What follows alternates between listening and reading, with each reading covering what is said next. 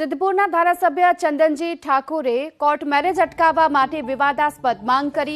માતા પિતાની પરવાનગી વગર થતા કોર્ટ મેરેજ અટકાવવા ચંદન ઠાકોરે માંગ કરી છે. માતા પિતાની સહમતિથી કોર્ટ મેરેજ કરાવવા ચંદનજી ઠાકોરે માંગ કરી છે અને આગામી વિધાનસભા સત્રમાં આ અંગે મુદ્દો પણ ઉઠાવશે.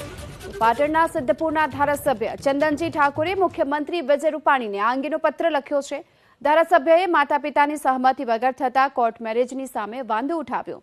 મુખ્યમંત્રીને કરેલી રજૂઆતમાં કહ્યું છે કે માતા પિતાની સહમતિ વગર કોર્ટ મેરેજ અટકાવો. કોર્ટ મેરેજમાં માતા કે પિતાની સહમતિ ફરજિયાત બનાવવાની માંગ કરાઈ. તો ધારાસભ્ય ચંદનજી ઠાકોર આગામી દિવસોમાં મળનાર વિધાનસભા સત્રમાં પણ આ મુદ્દો ઉઠાવશે. તો ધારાસભ્ય ચંદનજી ઠાકોર આપણી સાથે જોડાઈ ચૂક્યા છે. ચંદનજી, મુખ્યમંત્રીને આપે જે પત્ર લખ્યો છે કોર્ટ મેરેજને લઈને આપની શું માંગ? પહેલા તો એબીપી ન્યૂઝ જે ચલાવે છે આ જે ગંભીર મુદ્દો એને અભિનંદન આપું છું.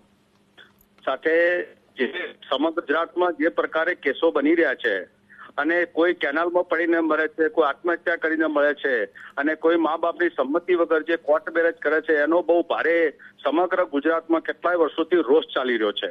એના અનુસંધાનમાં માન્ય મુખ્યમંત્રીશ્રીને મેં એક ટપાલ લખી છે, પત્ર લખ્યો છે કે ભાઈ આ કાયદામાં થોડો ફેરફાર કરવો જોઈએ. એનું કારણ એક જ છે કે માં પોતાની દીકરીને 18 વર્ષ સુધી પાલી પોષીને મોટી કરે અને મોટી કર્યા પછી જો એને કોઈ અધિકાર 18 વર્ષની ઉંમર પછી એનો કોઈ અધિકાર રહેતો નથી. એટલે જે દીકરી ભણી ગણીને હોશિયાર થઈને કોર્ટ મેરેજ કરે છે અને પોતાના મા બાપને જે દુઃખ પહોંચાડે છે, કુટુંબમાં જે ઝઘડા પહોંચાડે છે, વાહમાં ઝઘડા પહોંચાડે છે, મહિલા પોળમાં જે એકબીજાના વિવાદો સર્જાય છે અને તે એક પરિવારને ગામ છો કિસ્સાઓ આપના ટીવીના માધ્યમથી આવ્યા છે.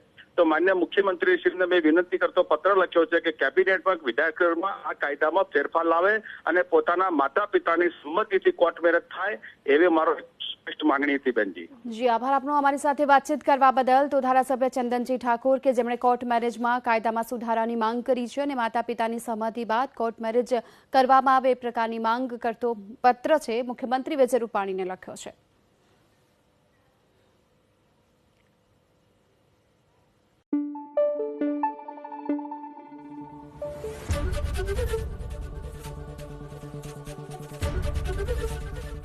એબીપી અસ્મિતા, ગુજરાતની અસ્મિતા.